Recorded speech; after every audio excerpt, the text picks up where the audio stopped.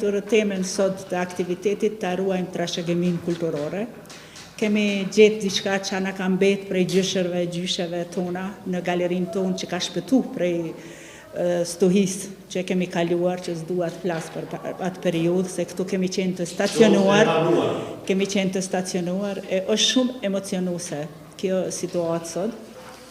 Shprehen interesim shumë fëmijë, erdhën të shprehin aktivitetin e tyre me dëshirë dhe me kënaqësi punuam disa orë me ta.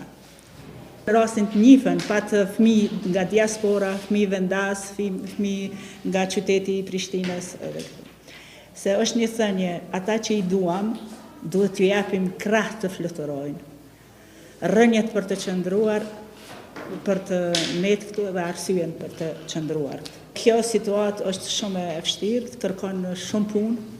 Unë qysh në vitin 87-88, kom marrë punimin e diplomës, zgjidhja urbanistike e fshatrave, se kom mendu në fakultet me jau të rehek vrejtjen se nuk diskutohet kur për urbanizimin e fshatrave. Pa fshatra të urbanizuara nuk kemi qytete të urbanizuara.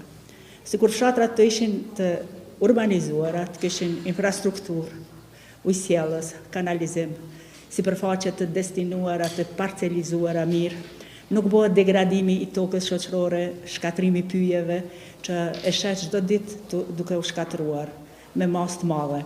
E folët edhe me kolegun që tash në fshat ndërtohen vetëm villa. Nuk ka kushte për ata që duan të marrën mirën me blegtori ose diçka tjetër.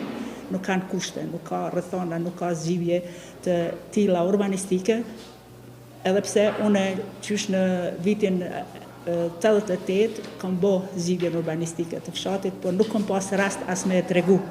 Dhe nëse s'kemi mujt deri tani, se krejt ka shku në zhvillimin e Prishtinës, ndërtimin e degradimin e Prishtinës, nuk është kthyt e fshatrat. Tash janë lojrat mesdhetare. Pse mos të ndërtohet një teren sportiv në këtë fshat? Një fushë sportive, një shtëpi kulture, ku të zhvillojmë këtë aktivitet, jo në këtë kushte kaq të vështira.